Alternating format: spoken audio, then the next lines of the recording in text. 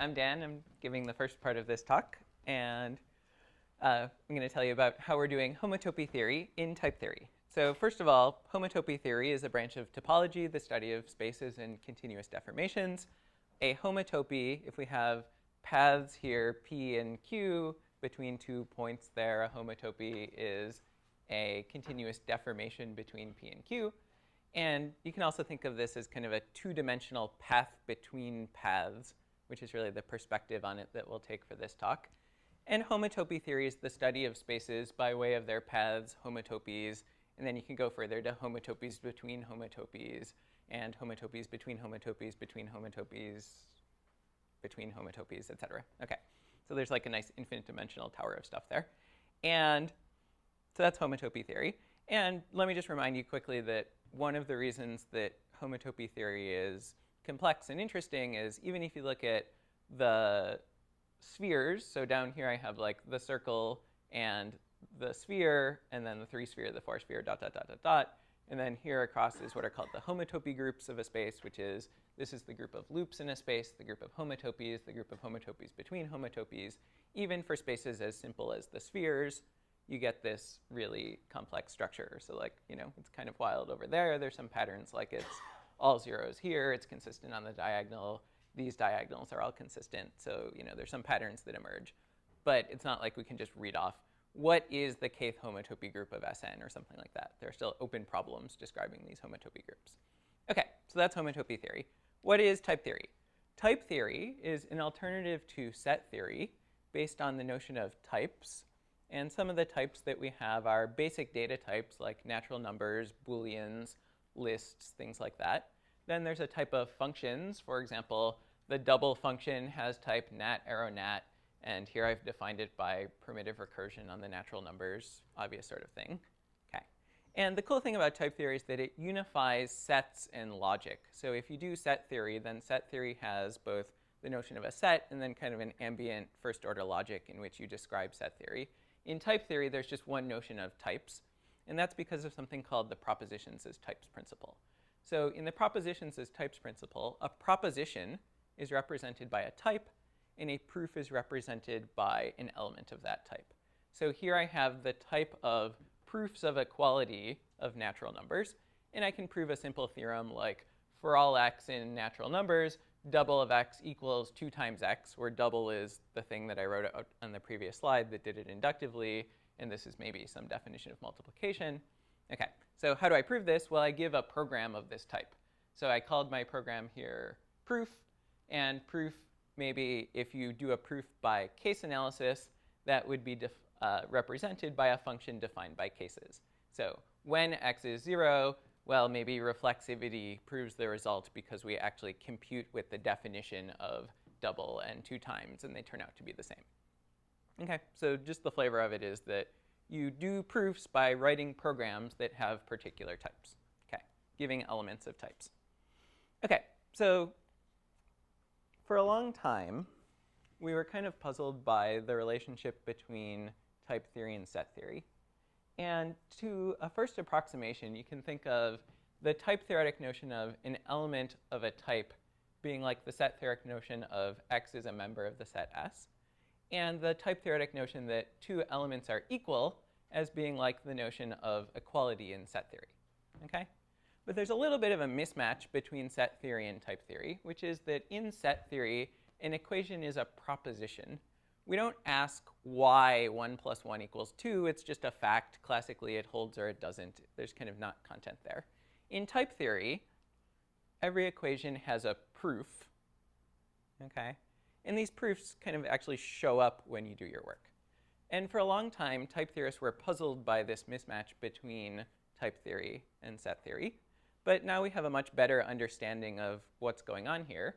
And it comes from this connection between type theory and category theory and homotopy theory. So based on this correspondence, we know that types, we now have a better understanding, which comes from the idea that types are not like sets. Types are like an algebraic structure that people consider in category theory called infinity groupoids. Okay? So this mismatch between set theory and type theory, we really have a much better understanding of what's going on. And it's this. Okay, so what does this mean? Well, for one thing, set theory stops kind of at x equals y, but type theory goes on. So you not only have the notion of a proof that two elements are equal, elements of a type are equal, but the notion of a two-proof that proof 1 and proof 2 are equal. So you can ask, are these the same proof or are they different proofs? Then you can ask, are these the same two proofs with a three proof? And so on. So the infinity here is that this just goes on forever. You have this infinite tower of elements, proofs, two proofs, three proofs, dot, dot, dot, dot, dot. Okay? Okay, so what can we do with that? Well, this idea that types are infinity groupoids leads us to a nice interplay between the math and the type theory. So the math suggests new principles to add to type theory. So in this direction, we get new things we can add to type theory that make our lives easier as type theorists. And in the other direction, the type theory suggests new ways of doing proofs in mathematics. Okay? So what do I mean by new proofs? Well, for one thing, we can do computer-checked proofs. So a computer-checked proof, here's a diagram depicting what happens there. There's a tool called a proof checker, and you put homotopy type theory into your proof checker. And then if you're doing a proof, you can write down your proof in such a way that you feed it into this tool, and the proof checker says, yes, that's a correct proof, or no, it's not a correct proof. Okay? So we can do computer-checked proofs. Good. Number two, the cool thing from a more mathematical point of view is that we can do what I'll call synthetic proofs, particularly in homotopy theory. So there's this distinction between synthetic geometry and analytic geometry. Synthetic geometry is geometry in the style of Euclid, where you start from some basic notions, points, lines, and then some axioms that say 2 points determine a line and things like that. Okay?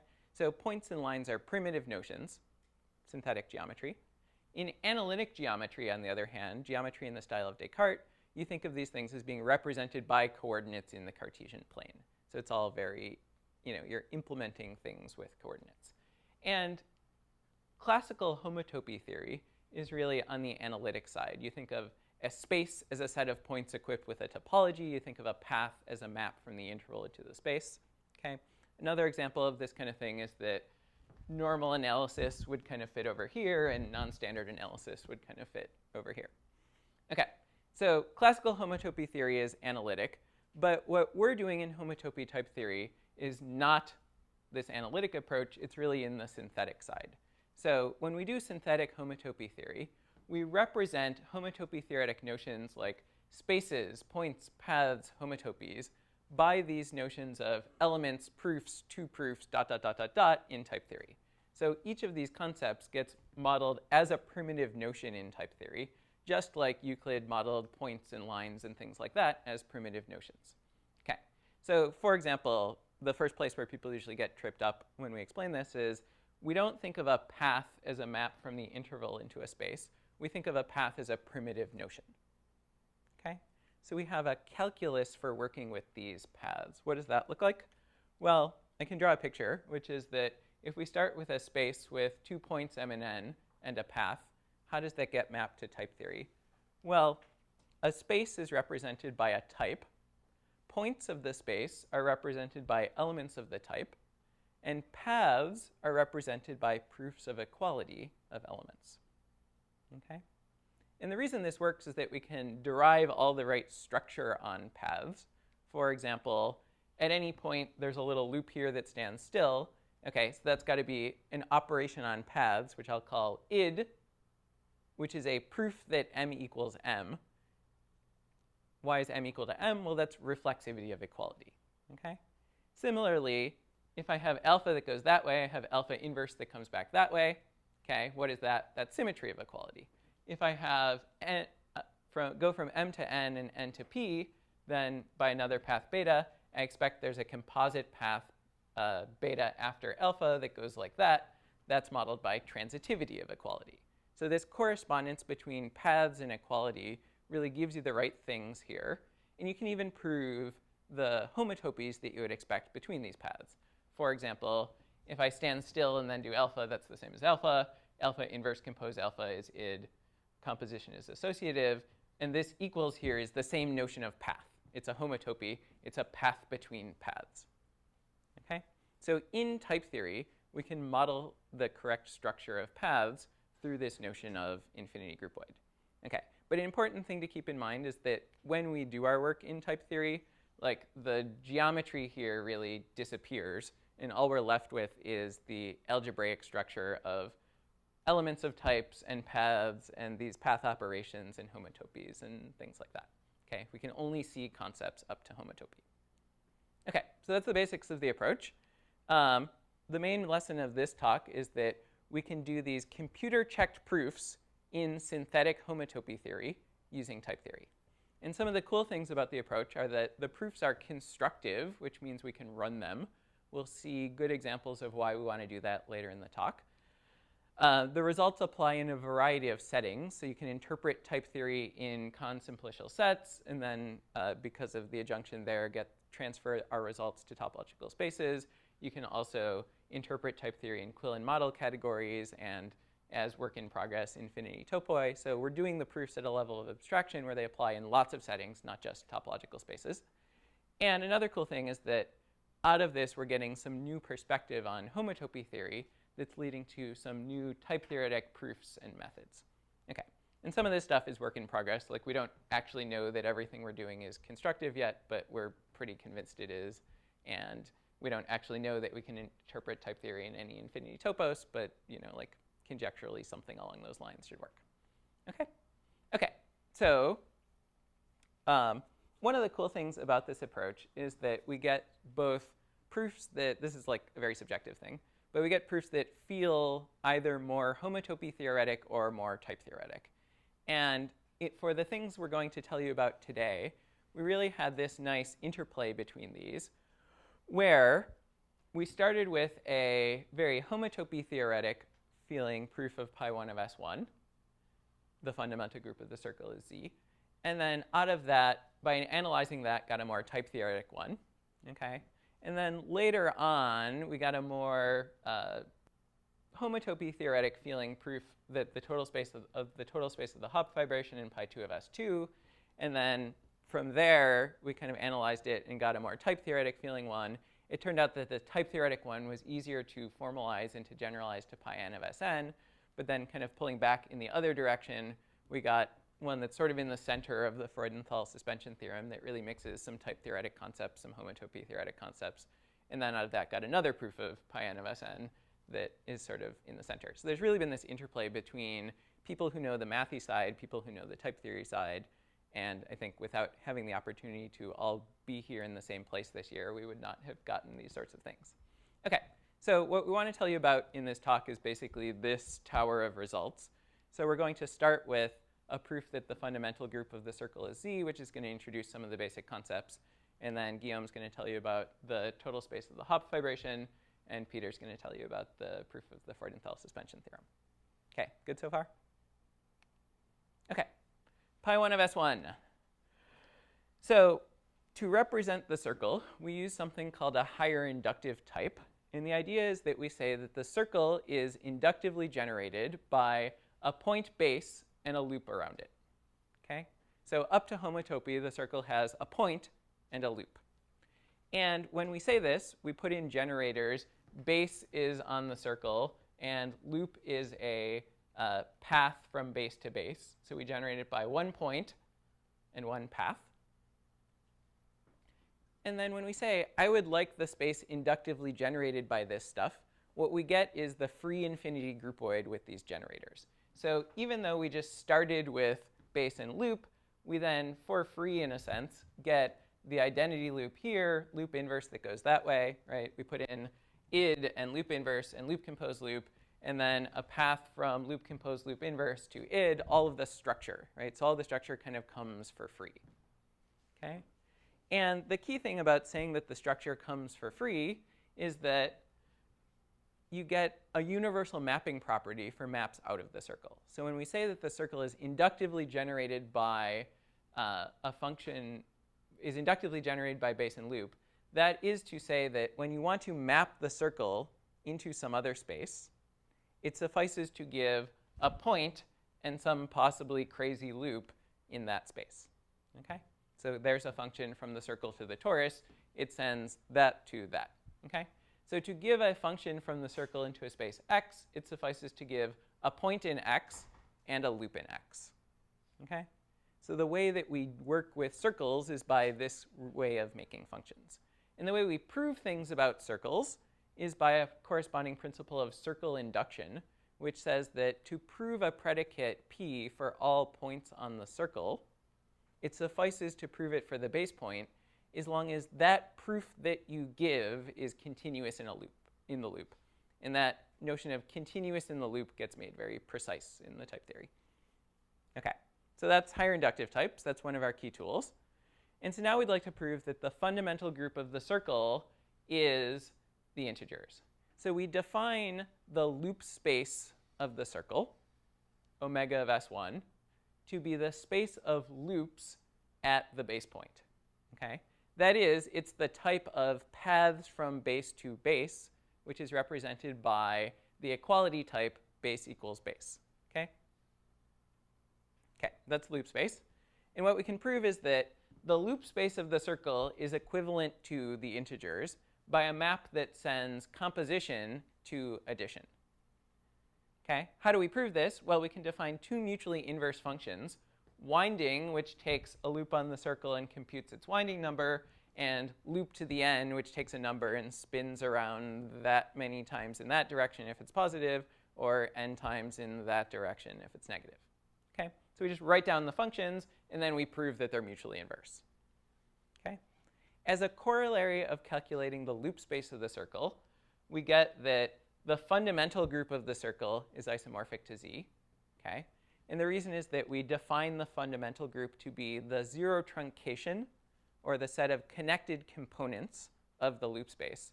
So if we know that the loop space is Z, then we also know that when we take the zero truncations, that preserves that equivalence. And the zero truncation, or the set of connected components of the integers, is just the integers. So we get that the fundamental group is Z. Okay? We also get a stronger statement as a corollary, which is that pi k of S1 is trivial when k is anything other than 1. And that's because all of the higher homotopy groups of Z are provably trivial. Okay? So the thing to really zoom in on is this fact. The loop space of the circle is equivalent to Z. Okay? How do we prove that?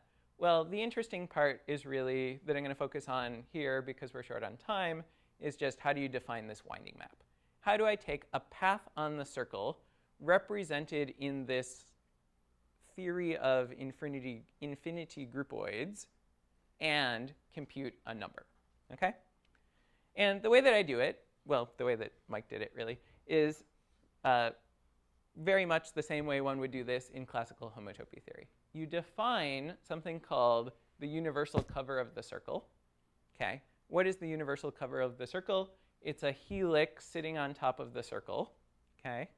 And the key property of this is that you can lift a loop in the base up to the total space, up to the helix up here. Okay? So if you give me some loop that winds around the circle some number of times here, what I'm going to do is I'm going to lift it upstairs and then look at the other endpoint of 0. Okay? So the key properties of this lifting are that, number one, it's functorial. Number two, when I lift the loop, I go up one level in the helix. And when I lift loop inverse, I go down one level in the helix. Okay? So if I have a path like loop compose loop inverse, right, I want that to turn out to be 0. Why does that turn out to be 0? It's because when I lift loop compose loop inverse, it's functorial, that is, it commutes with this composition. And when I lift loop, I get +1, and when I lift loop inverse, I get -1. Therefore, I get 0 + 1 - 1, which equals 0. So this lifting up to the cover is what straightens out the, like, I go that way and then I immediately come back kinds of compositions, because +1 and -1 cancel. Okay, so how do we represent the universal cover in type theory? Well, the universal cover is an example of what's called a fibration. Okay? In general, a fibration is a map P from E to B such that any path from P of E, where E is upstairs, lifts to, and P maps it downstairs, lifts to a path in E from little e to some point in P inverse of y. Okay? So in this example, E is the helix, B is the circle. And what this is saying is that any path from, and okay, P is sending each of these points down to the base. And what this is saying is that any path from base to somewhere else on the circle lifts to a path from any of these points lying over base to something that's in the fiber over wherever the other endpoint of the path is. Okay? So classically, fibrations are kind of a technical thing to define. But really what they're getting at is the notion of a space parametrized by another space. And this notion is representable really directly in type theory. We represent fibrations as what's called a family of types. So we can have a family of types E of x for x and b with the idea that okay, so like what do we have when you have a family? You have the notion that for everything in the base, E of b is a type. Okay, so what is that type? That's, you think of that as the inverse image of the point in the base. Okay, so here I have base, and then E of base would be this collection of integers lying over base. And the other thing that you have when you have a fibration is this path lifting that I was describing up here. And that gets modeled in type theory by the fact that whenever you have a path from B1 to B2 in B, that determines an equivalence between the fiber over B1 and the fiber over B2. And we write that equivalence as a function called transport. Okay? So in this particular example of the universal cover, the transport is, the way to think about it is that it sends E in E of x to the other endpoint of the lifting of the path. The path lifting determines this equivalence.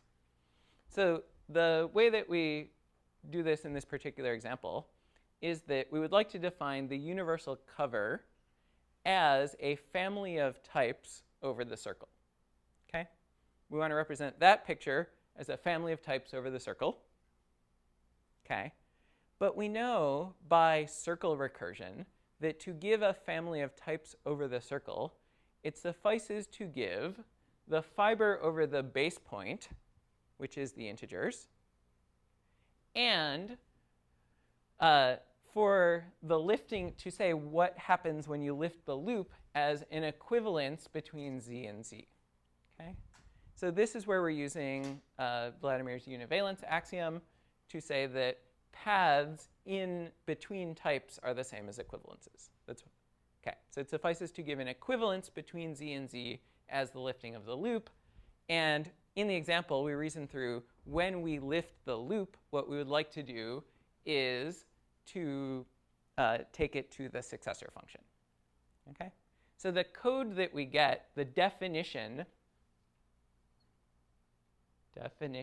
of the cover, is that we say that the cover's fiber at base is z. It's 0, 1, 2, dot, dot, dot, sitting over base. And that when we have this transport function, which says what happens when you lift the loop, that's successor. Okay? So there's this really nice way of defining fibrations just by giving the fibers and what happens when you lift the paths. And then the real win from this kind of way of working with fibrations is that we can calculate with them. So a lot of the proofs that we do involve calculations using these defining equations. For example, we can define that winding map that I was talking about before, which is the one that lifts a path on the circle up to the cover, by saying, give me a path on the circle. What I'll do is I'll lift it up to the cover and take the other endpoint of 0. That's written transport cover P starting with 0. Okay? And then we can calculate in the example of, like, if I go that way and then back that way, why does that turn out to be 0? Well, by definition, the winding applied to this is take this path, lift it up to the cover, and give back and apply it to 0. Then we know generically that transport is functorial. So I can push it inside and say that it's lift loop inverse up to the cover, lift loop up to the cover, apply it to 0, okay? And then by definition, by the defining equation for the cover, when I lift the loop up to the cover and apply it to 0, I get 1. And then by the defining equation, sort of inverted, when I lift loop inverse up to the cover, apply it to 0, or apply it to 1, I get back to 0, okay? So we can do this kind of thing just by calculating using this definition. This is, in fact, really the same moves that you make in 1/2 of the proof that this map composed with the one that just spins around n times is the identity. Okay, so that's the definition of the winding number. Just so you can get a sense for the scale of it, here on the left is the scope of what it looks like to take this proof that I was just telling you about of pi1 of S1. And when we wrote it out in the book about informal homotopy type theory, it was, about 4 pages of stuff. On the right, we've got the computer-checked proof, the one that's actually running in our proof assistant of the same thing. And the thing to really take away is that these are really, comparable in size. Often when you do computer-checked math, there's this big blow up. It's like 5 to 10 times longer. But here we're getting something that's really comparable. And I think the real reason for this is this synthetic approach to homotopy theory. And we really get our hands directly on the structures we want to talk about. And that leads to these nice formalizations. OK, so that's the end of part 1. Now Guillaume's going to tell you about the Hopf fibration.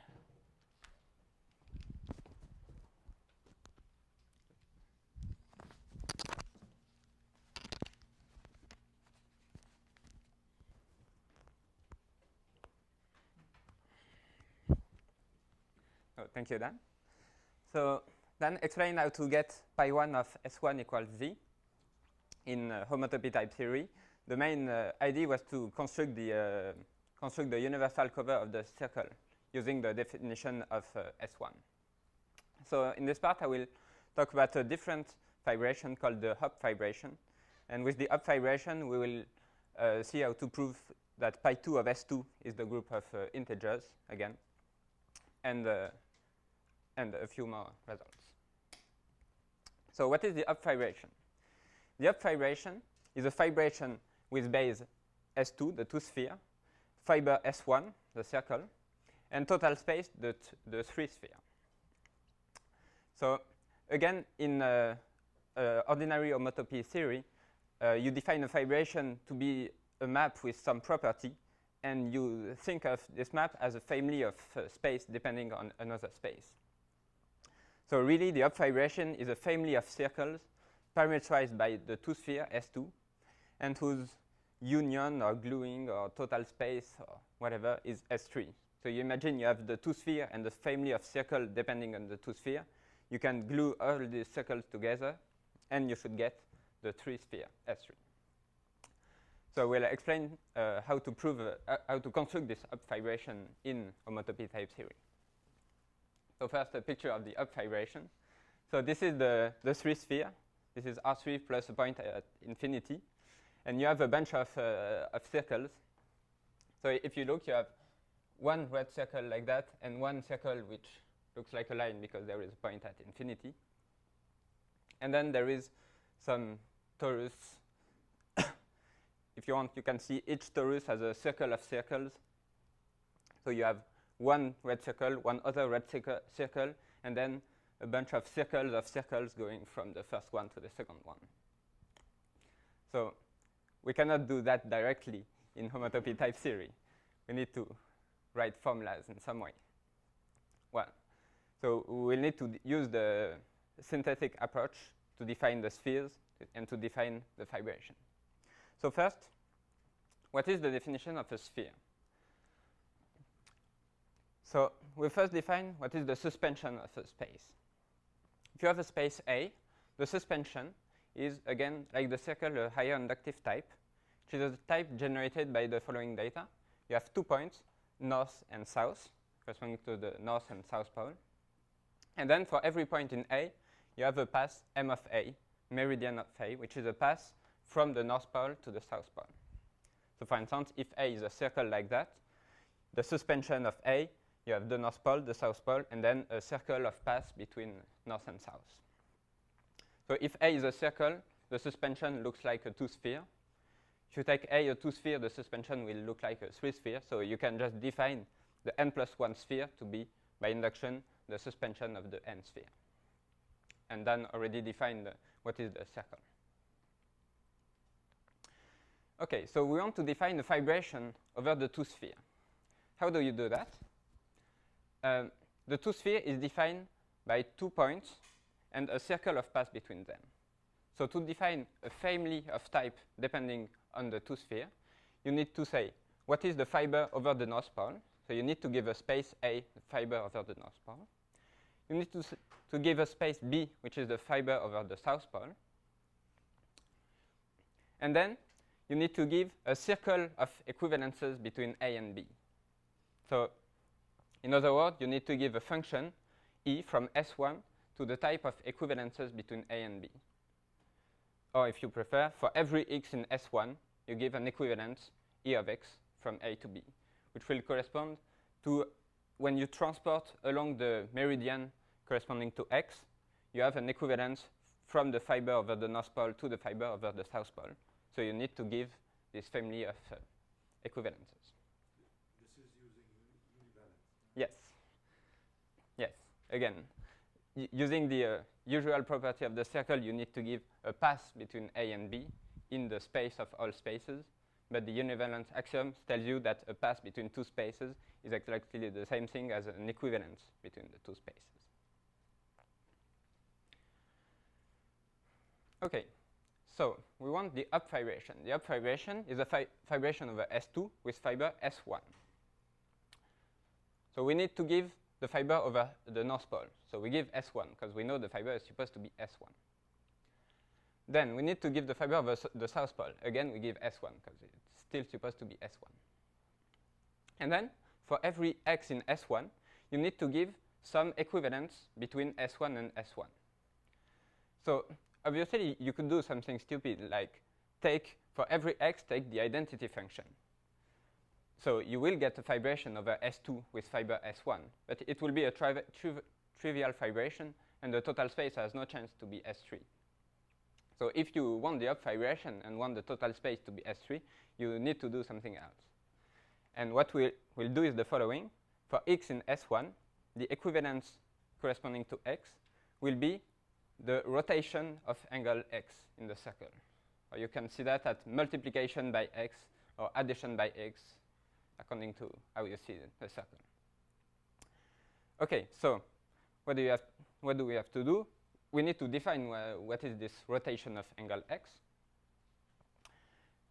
Because the circle, again, is defined just by a point and a circle. You cannot say the circle is the set of complex number of module 1 and then use multiplication.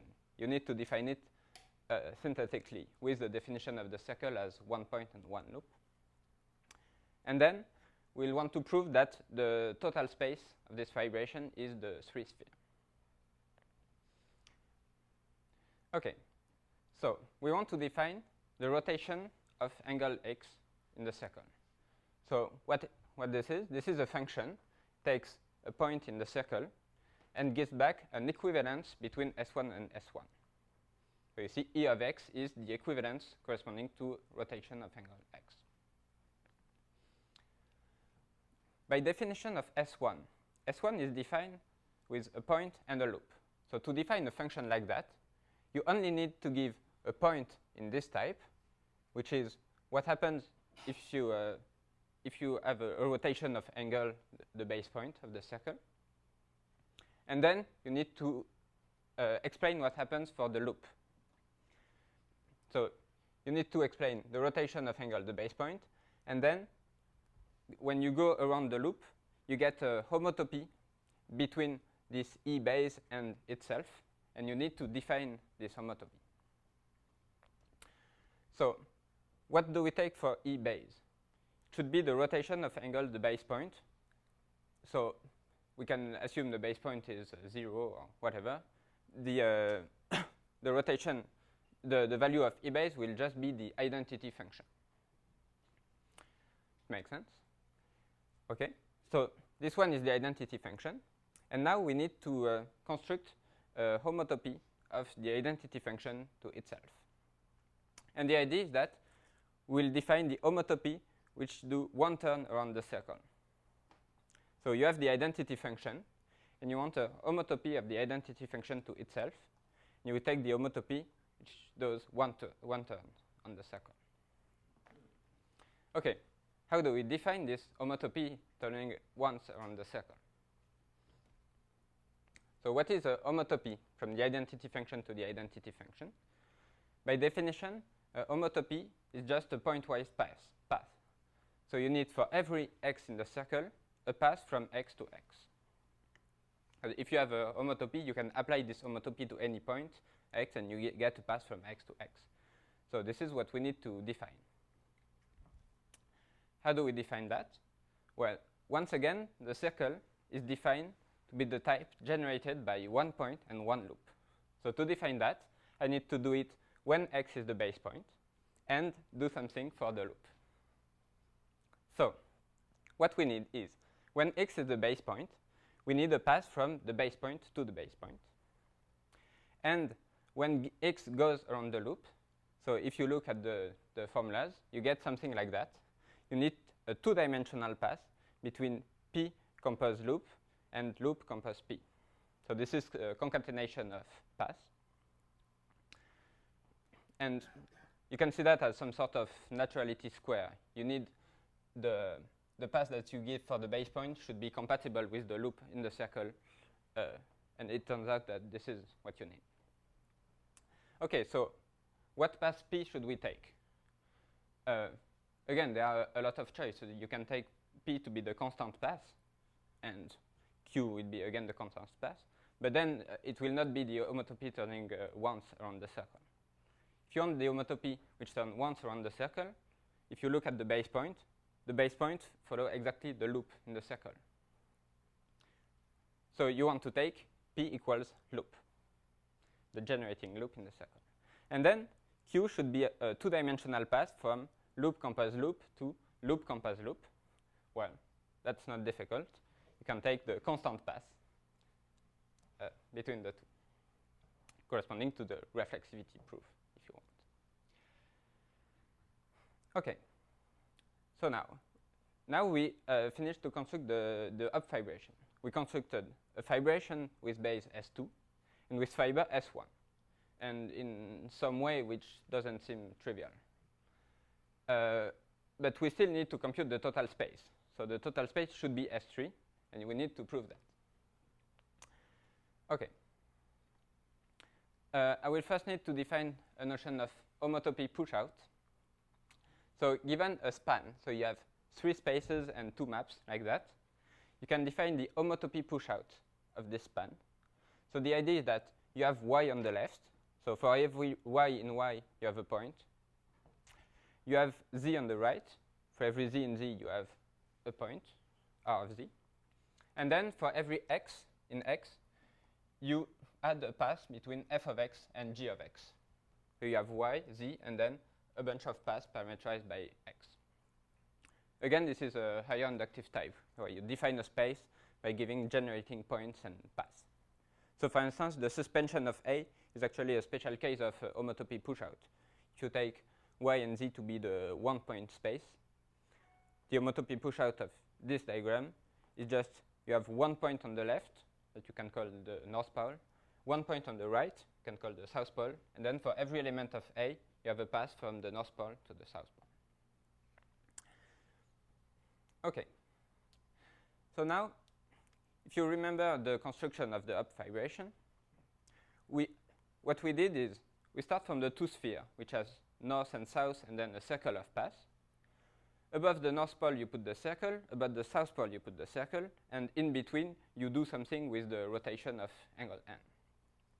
So by very general lemmas, gluing, descent, or flattening, whatever you want to call it, you can show that the total space is the homotopy pushout of this diagram.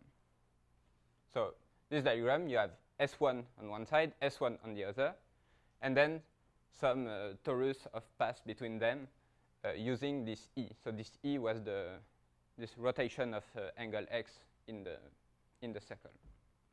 So you can easily prove that this total space is the homotopy pushout of this diagram. And then, by looking at the definition of E and checking that E is well behaved, you can prove that this span is equivalent to this one. So the P2 was the second projection from the product. So you can prove that it's equivalent to this span with the product S1 times S1 in the middle, and then first projection and second projection. So you get that the total space of the Hopf fibration is the homotopy push-out of this diagram. And the homotopy push-out of such a diagram is called the join of S1 and S1. So more precisely, if you have A and B two spaces, you can define the homotopy push-out of the diagram with A times B in the middle and the two projection. And the push-out of this diagram is called the join of A and B. The idea is that you have A on the left, you have B on the right, and then for every point in A and every point in B, you glue a path between them. And this is called the join. So there are a few properties of the join. For instance, the join with S0 is the suspension. So S0 is the zero-dimensional sphere. This is just the type with exactly 2 points. So if you imagine you have 2 points on the left and then A on the right, and you glue a lot of paths in between, what you get is two cones on A glued together at A. So what you get is exactly the suspension. So that's not difficult to prove in homotopy type theory. You can just write the two maps back and forth and prove that the two compositions are the identity, and that's it. Slightly less trivial, the join operation is associative. So this is a bit more technical to prove, but this is not very difficult either. Okay, so now we can compute the total space of the Hopf fibration. We knew that the total space was the join of S1 and S1. Now S1 is the suspension of S0. That's not difficult to prove. Then suspension of S0, replace it by a join with another copy of S0. Use associativity of join. Then suspension of S0 is the suspension. And double suspension of S1 is S3 by definition of S3. So we have the Hopf fibration in homotopy type theory. What can we do with the Hopf fibration? Well, we can compute some more homotopy groups of spheres. So for instance, whenever you have a fibration, there is a long exact sequence of homotopy group associated to it. So on the first column, you have the fiber of the fibration. On the second column, you have the total space. On the third column, you have the base. And you have some connecting maps like that. And you can prove that you get an exact sequence of groups, even abelian groups in this case. So you can easily prove that in homotopy type theory too. So now we know some things about that. First, in Dan's part, Dan computed all homotopy groups of S1. So we know that pi 1 of S1 is Z, and that all pi k of S1 are trivial. So we have this column. Also, we can prove that pi k of Sn is trivial for k less than n. So we will not talk about that today, but you can easily prove pi 2 of S3 is trivial, pi 1 of S3 is trivial, pi 1 of S2 is trivial. So you get 3 zeros in this place. But now we have an exact sequence of groups of the form 0GH0 and 0GH0. And as you probably know, it means that all these maps are equivalences, isomorphisms of group. So what we get is pi 2 of S2 is Z. And for all k at least 3, pi k of S3 is pi k of S2. So pi 2 of S2 is Z, and pi k of S2 is pi k of S3 for k at least 3. So we have the next group, homotopy group of sphere in the diagonal. And we have a few more results. For instance, assuming that we have pi 3 of S3 is Z, so Peter will talk about that in a few minutes.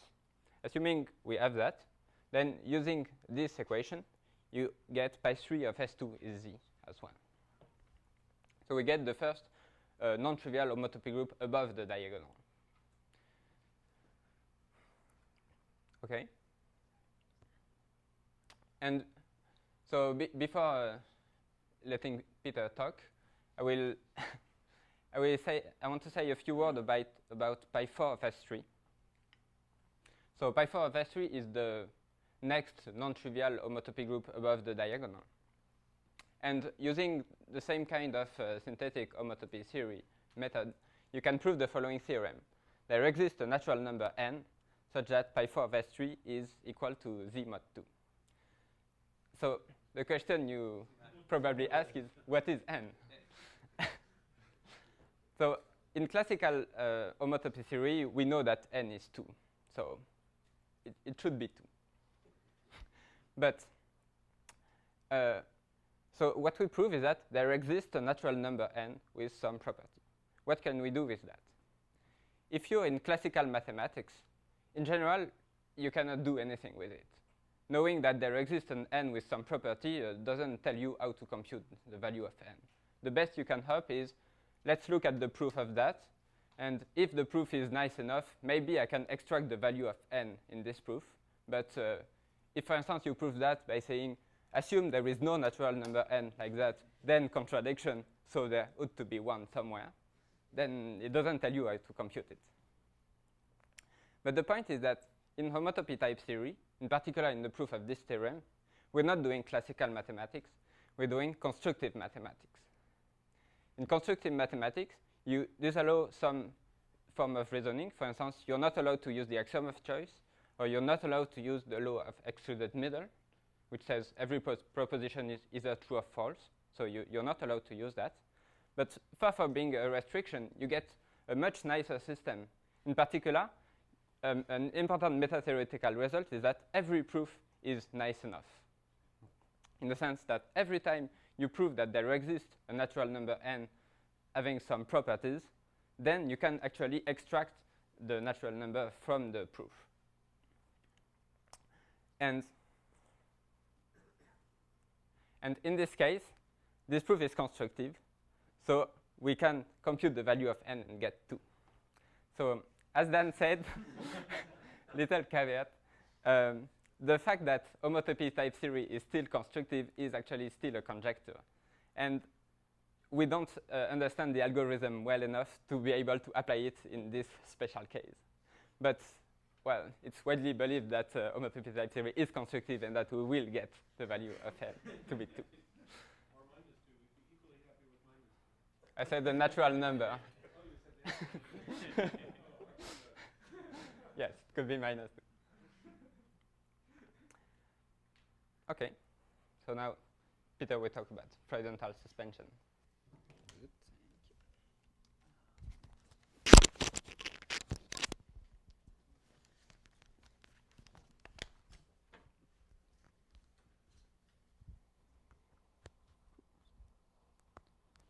excuse me. There we are. Thanks, Guillaume.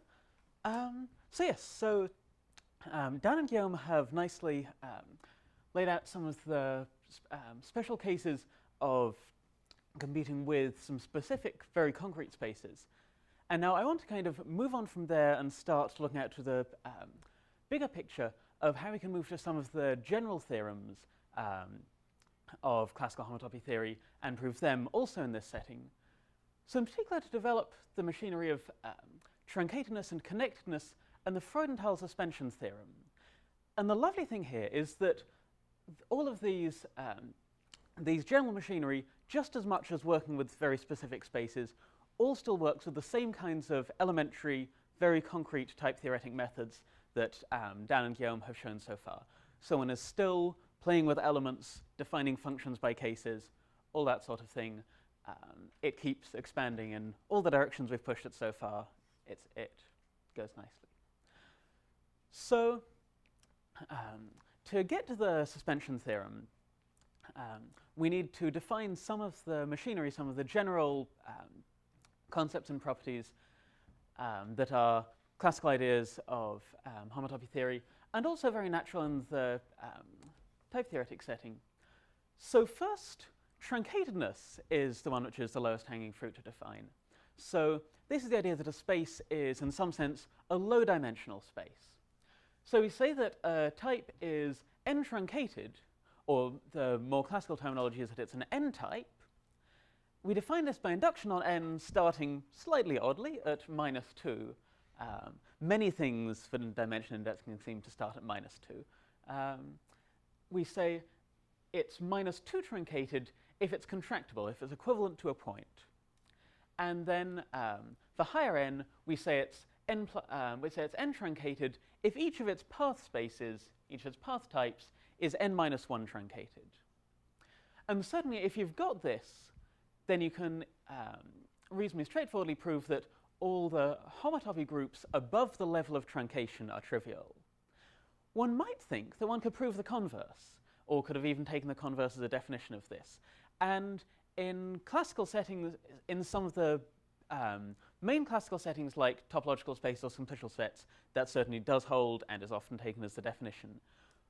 But it doesn't actually hold in all classical settings. So there are, it's a property of infinitopoi or Quillen model categories known as hypercompleteness. And we don't expect that homotopy type theory insists that the setting is hypercomplete. We expect that to be something where we could model type theory in non-hypercomplete settings. And so we don't expect to be able to prove a converse for this proposition. So we take this as the definition, and then this is a handy corollary. So then we, having got truncatedness and this property of being truncated, being trivial in higher dimensions, it's very handy to generalize the idea which we already saw in the case n equals 0, and discussed the set of connected components which one uses when defining the homotopy groups. The set of connected components of a space is the free way of turning the space into a space that's essentially just a set, essentially just a discrete set, something that has no higher homotopy at all, no non-trivial paths or loops at all. So, question, for which value of n is a discrete set and truncated? Good. So a discrete set is exactly the same as a zero truncated space, or a space is equivalent to a discrete set exactly if it's zero truncated. And truncation is monotone, so it's zero truncated and then automatically also truncated for all higher values. So that's the two most important examples of truncatedness are probably n equals 0, which gives exactly the essentially discrete spaces, and then n equals -1, which gives the things which one can think of as kind of mere propositions, things that just have the information of whether they're true or not, whether they're inhabited or not, and don't have any distinct elements one could look at. And so we had this idea that you could take any space and look at its set of connected components, so forget any loops, any higher homotopies at all. And we can do that for any dimension, in fact. We can take, for any n at least -1, the n truncation of a type to be, we want it to be the free n truncated type on X. And we can actually construct this as a higher inductive type by saying we simply throw in any element of X itself as an element of its truncation. And also, if we had any high-dimensional loop, high-dimensional homotopy in the space, we insist that that should be constant. So any map from a suitably high-dimensional sphere into the truncation has to be a constant map. And so this lets us use higher inductive types of the sort we had before to construct the free n-truncated type on any type. So a property that any map from X into some truncated type factors through this truncation. I said here for n at least -1, one can construct the truncation also in the case n equals -2, but this definition doesn't quite work. It looks slightly different in the base case. So classically, one can think of this construction as we're simply iteratively gluing higher dimensional cells onto X to kill all its higher homotopies. Now, I skipped over a slide, excuse me. Oh no, sorry, I didn't skip over a slide, beg your pardon. So having defined truncatedness, there's a dual notion to this, and we'll see shortly how it's dual, which kind of plays off against it classically And the interplay between the two is the source of a lot of very powerful results, which is connectedness of types and more generally of maps. So we say that a map is n-connected if its truncation at the n, its n+1 truncation is contractible. So for instance, the circle is, I beg your pardon, I got an index wrong here. This should be the n truncation. Right. The circle is zero connected. The zero truncation, when we kill the circle to get a discrete set, that's contractible. So the set of connected components of the circle is just a singleton. So a space is connected if its n truncation is contractible. And there are several equivalent ways one could characterize that. It's n-connected exactly if every map from it into any n-type is constant.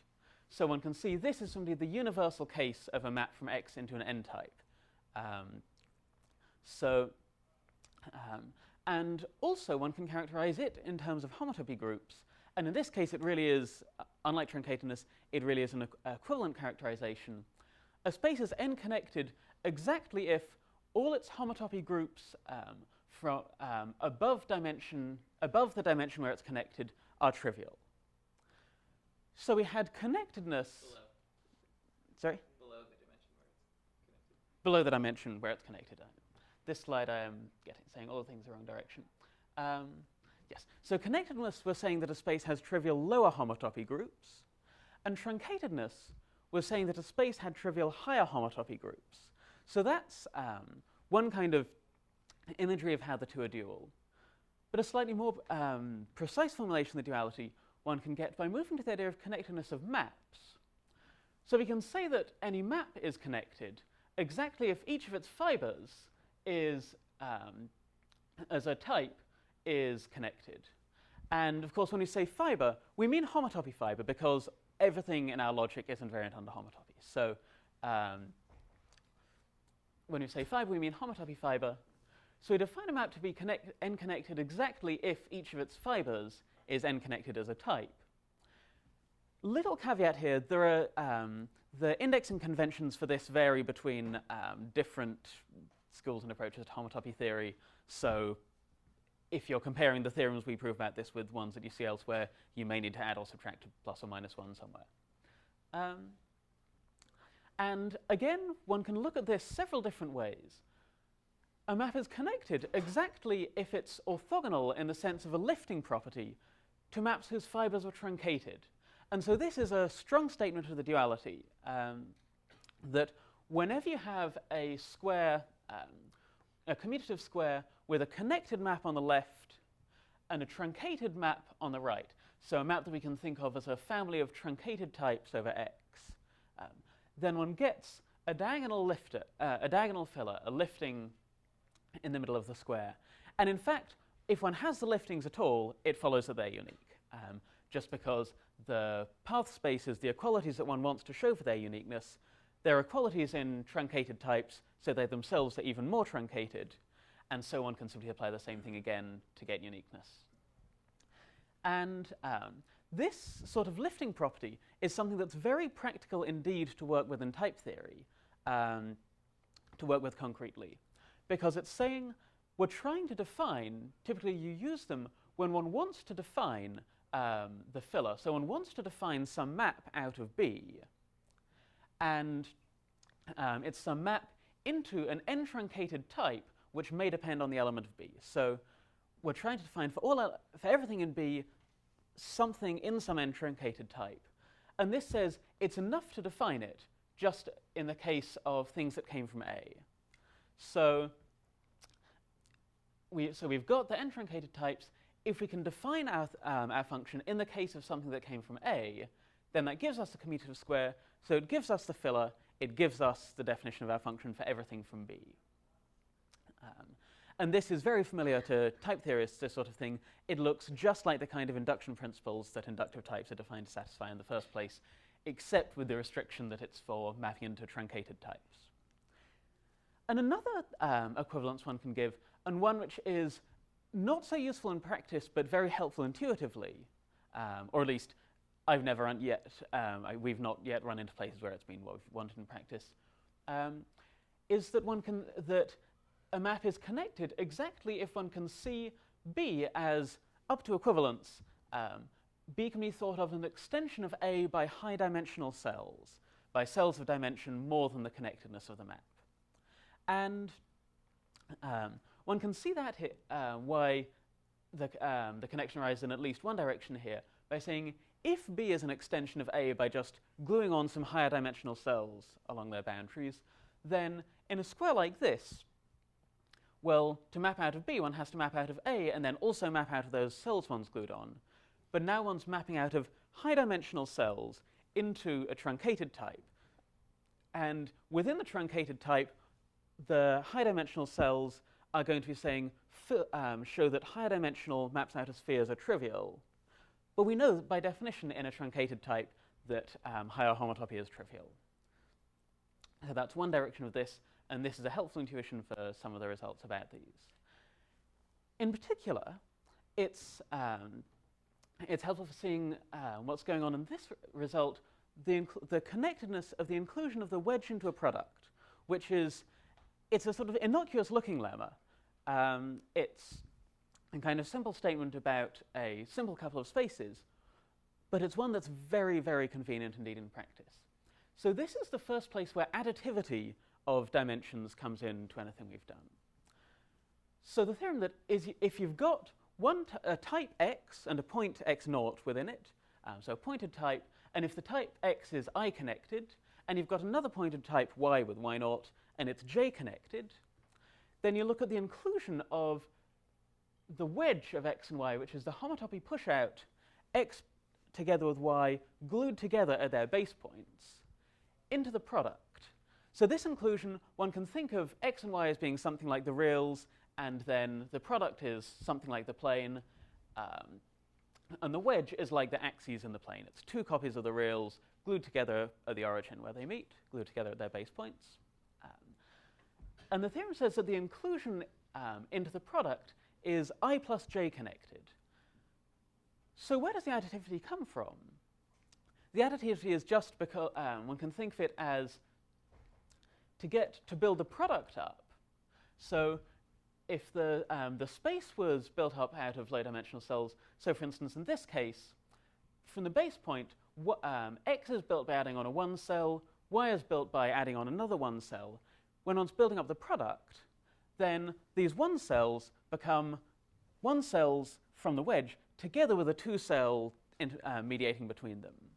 And so the additivity of dimensions is that these one cells combine to give a two cell between them, just like Rn times Rm is Rn plus m, thinking vector space-wise. But type theoretically, what this means in practice, and the reason why it ends up being so handy, is that it tells us to define a function of two variables, x and y, when x and y are suitably connected types.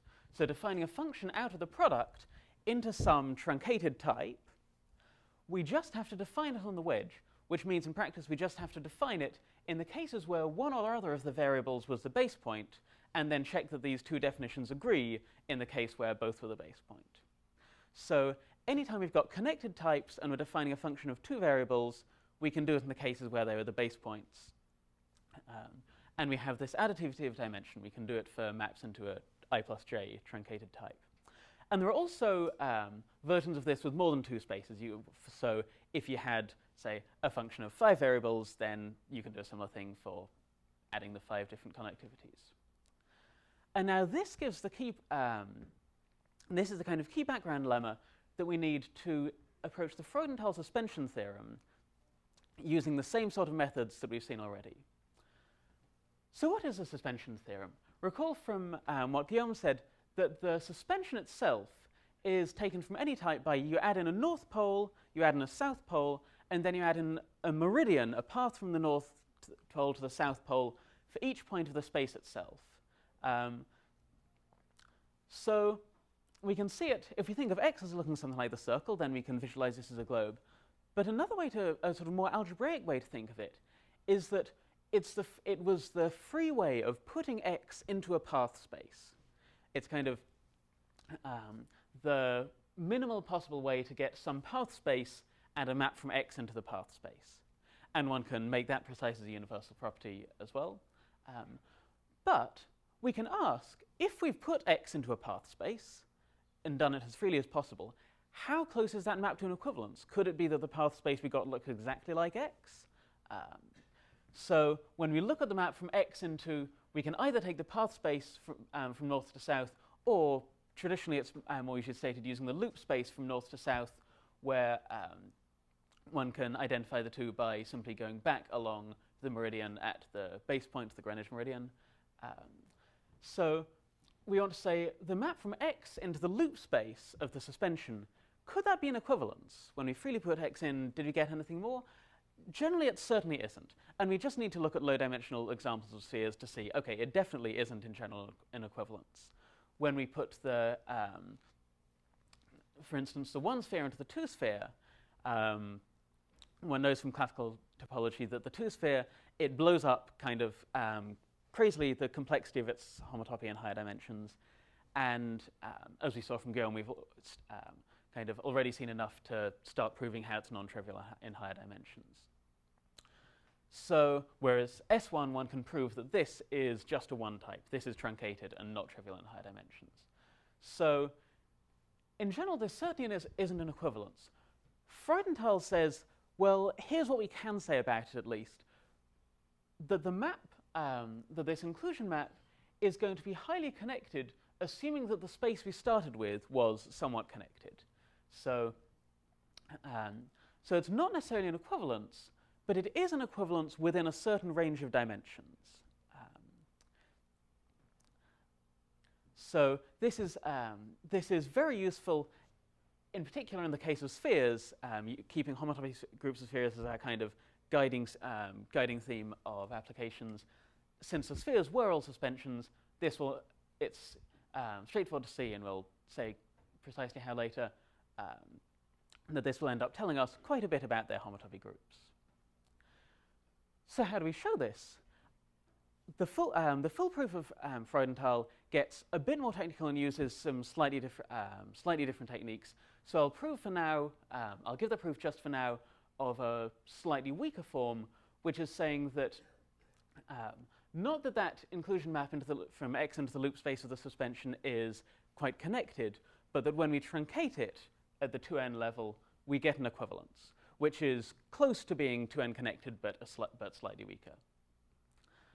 And the proof, we use the heuristic which was implicitly there in, for example, Dan's proof of the loop space of the circle, which is the heuristic that if you're trying to prove something about a path space, in particular, if you're trying to show that some other type is approximately equivalent to the path space, to a loop space or something, your life's going to be a lot easier if you can generalize it so that you're not asking a question just about the loop space itself, but about the family of path spaces where one or both endpoints is able to vary of your space. So instead of just trying to prove that X is equivalent or up to truncation equivalent to the loop space, we'll generalize X to a dependent type, X bar, over the suspension. And so that in particular the fiber at the base point was the type that we wanted to start with. And then we'll prove that equivalence for all the path spaces and recover the original result we want as a special case. And this is something that will be not that surprising to type theorists when one thinks of equality as having a bit of a universal property, which we haven't mentioned but is the kind of defining characteristic of equality in this setting that one starts from. The universal property, one can use it when one has this fibration over all the path spaces. So this is, one can use it as transport. One can transport around within this fibration. And when one just had the single X, one can't transport. Once one generalizes it to a fibration, a dependent type, one can transport. So in this particular case, we want to define a dependent type over the suspension of X, and then maps from there into the truncated path spaces using the universal property of the suspension. So this is again just like how Dan defined the universal cover of the circle, by using the universal property of the circle. So concretely, what does this mean, looking at the universal property of the suspension? This means that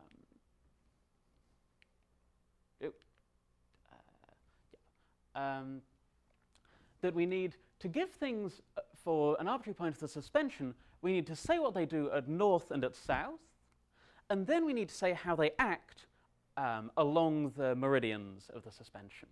So we need to say how things transport between the values of the fibration at north and south. And so we know from the original theorem we wanted what we wanted to do at north and south. At north and south, we wanted to show that the 2n truncation of x was equivalent to the 2n truncation of the path space or the loop space. So we use that as our definition of the values of x bar there. And also, we knew what the maps to the path space should be because we had the meridian, which mapped x into the path space. So we take the truncation of the meridian map, and then the map into the loop space that I described, where one takes a path from north to south and coerces back canonically by going along the Greenwich meridian backwards. So this gives us how we map our fibration into the path spaces at north. And now we need to say what the transport does over the meridians so that we can transport around this fibration. So we need to define an action. So for each meridian, for each m of x of some x from x, we need to define a transport function along there going from the value of our fibration at north to its value at south, which we had concretely defined here. So that's saying we need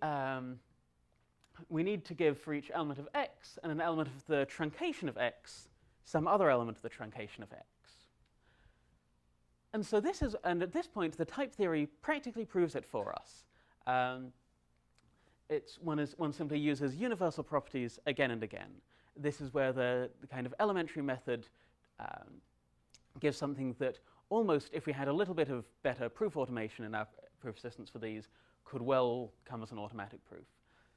We're mapping into a truncated space, and we're mapping out of a truncation of x. So we may as well map out of x itself, since this was the free truncated space on x. So we can assume that z came from some x2 in x itself.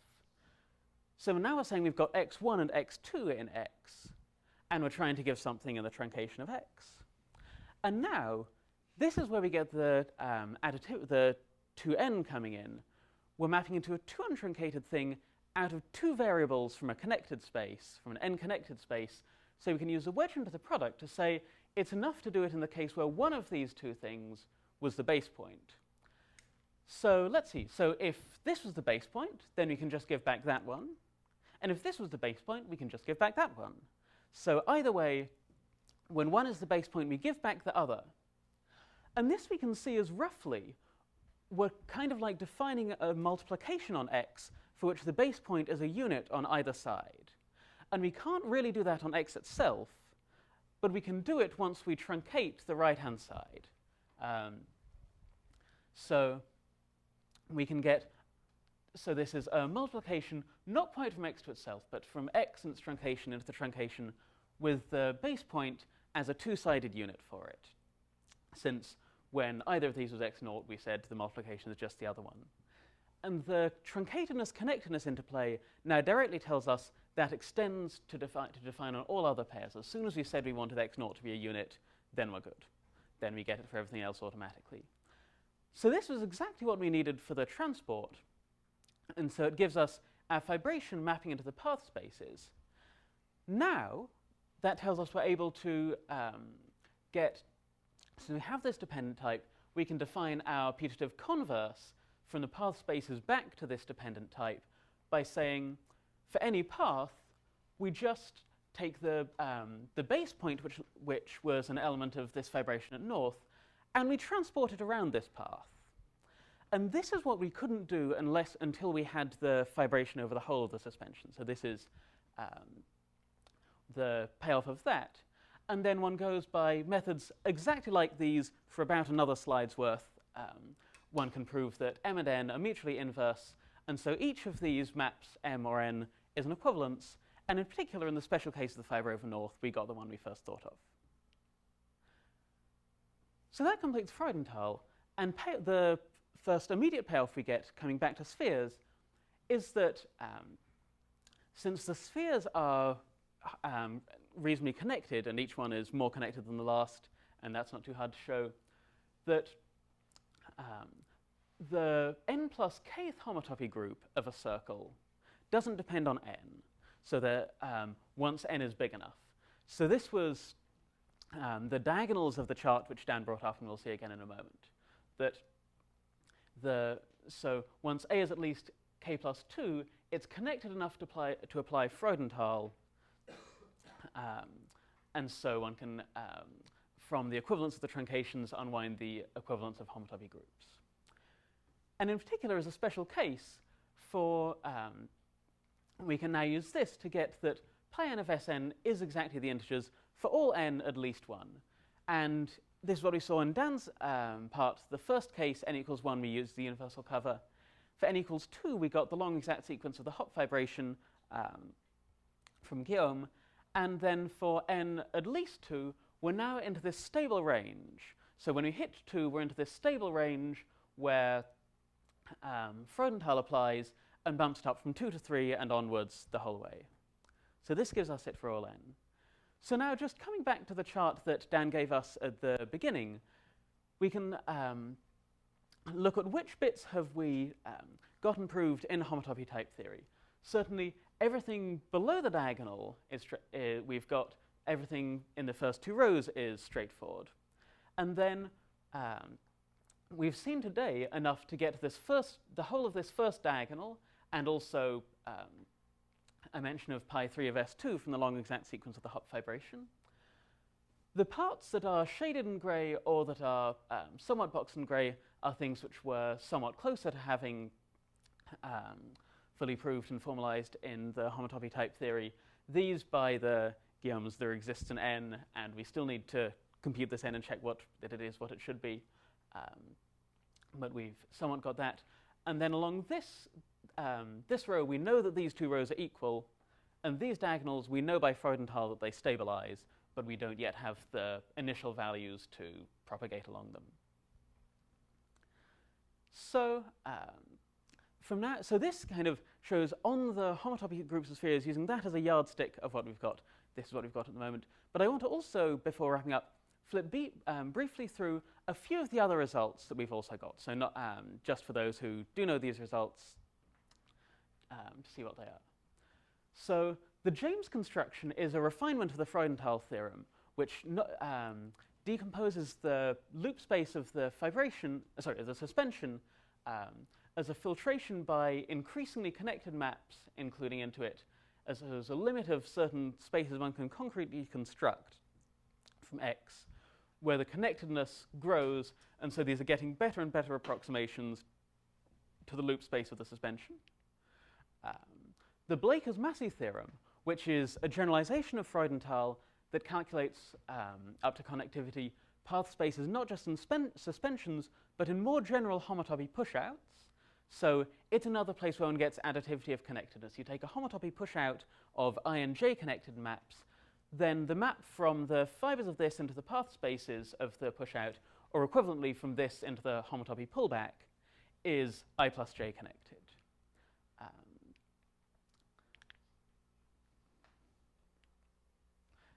The Van Kampen theorem is another tool talking about a particular range of pushouts. It's a classical theorem saying that taking homotopy groups of certain pushouts of spaces corresponds to certain pushouts of groups or groupoids. The classical theory of covering spaces is a very nice kind of very well understood theory, and it all seems to transfer over very smoothly to this setting. So you can say a covering space is just a family of 0 types depending over a type, and then one recovers in particular something like the classical theorem that covering spaces correspond exactly to sets, so 0 types with actions of the fundamental group. Eilen-Bergman-Klein spaces, another very classical construction. One can take, so it's a kind of inverse to the homotopy, or adjoint to the homotopy groups, one can take any group and stick it directly into a homotopy group. One can say, for every G and N, there's a space whose nth homotopy group is exactly G and no homotopy groups anywhere else. And these, classically, the building blocks of one of the approaches to cohomology. And so this gives us an approach that we can use to cohomology for types in the synthetic setting. So those are just a kind of highlights of the main things that we've got recently, some of the headline results. But looking at it, just going back to see how kind of nicely and smoothly this has all worked, generalizing here. Where we were at the beginning of this term, in doing the computer check proofs in this setting, in formalizing things first by hand in the type theory and then computer checking them, at the beginning of this term, we had just kind of started to get the setup up and running. We had that pi1 of S1 was Z, and we had the proof that the lower homotopy groups were trivial. And then since then, we've now extended it to a fair range of theorems, I think. So thanks very much for listening.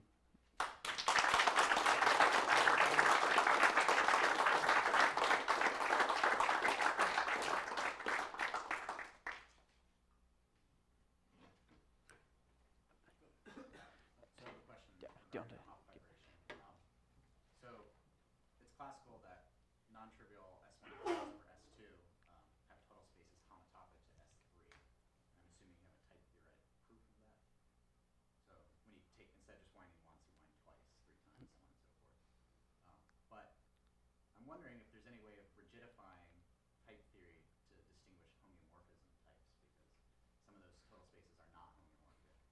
And what are some thoughts on that?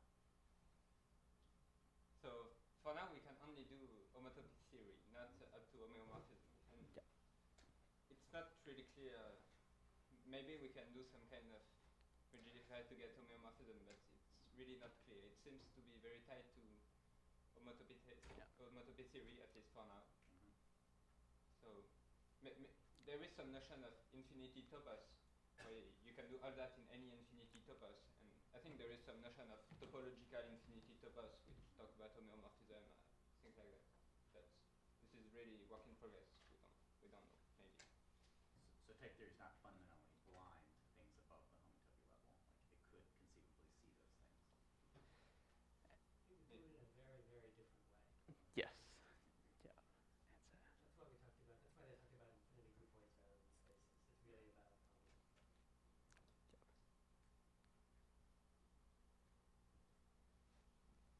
questions of terminology. Why synthetic rather than axiomatic? Partly because of the kind of an analog with something like synthetic differential geometry. I don't know. It has a slightly different flavor, maybe. I'm not sure. Because I remember Hannah Koch once said that synthetic differential look for artificial, like synthetic material. Synthetic flavorings in your food or something, yes. High fructose corn homotopy theory or something. I have another question for Dan. Yeah. So an alternative presentation for the circle type would have had two objects Yep. and two proofs. Yep. And those Yeah, were you can prove that that's equivalent to the 1 point homotopic too. Yeah. Is there any way in Koch or in other means to recognize sort of a skeleton for a type? Maybe. So there's work on doing that kind of like introspection on data types. We haven't tried to apply any of that to homotopy type theory yet, though. But at the same time, that would be very much the skeleton of a presentation of the type, not the skeleton of the type itself. Yeah. And one shouldn't expect to be able to get the skeleton of just a type without extra presentation data. Yeah. That's typically something which it can't be made natural, and so one shouldn't be, yeah.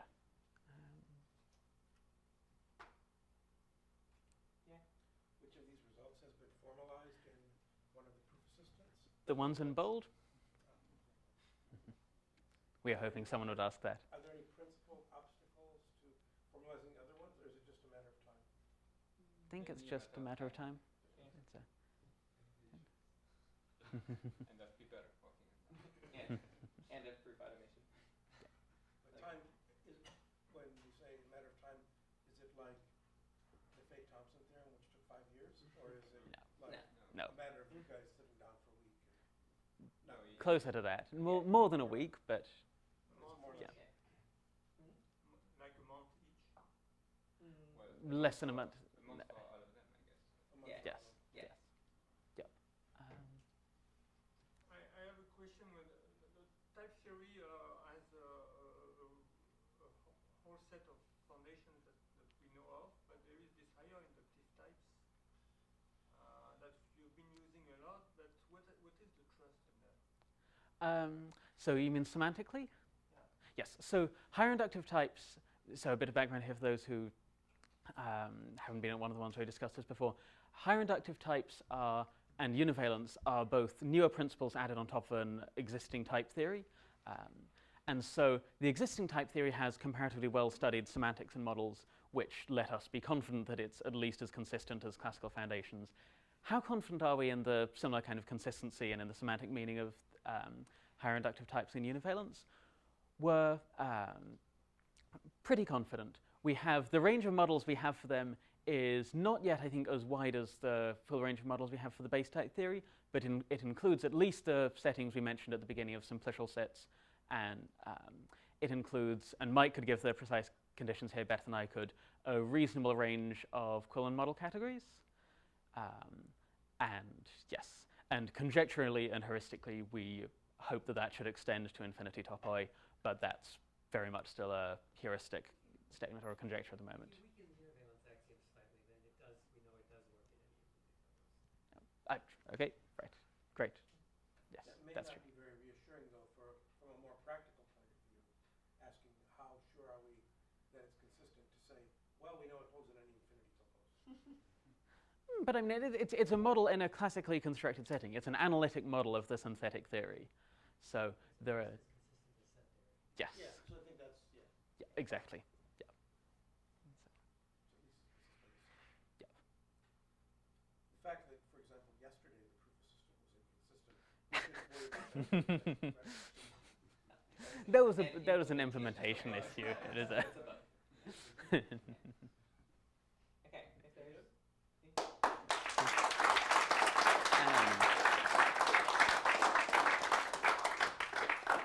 one more thing, since this is the last regularly scheduled seminar, I do want to reiterate Steve's thanks to the Institute and Vladimir for putting this year together.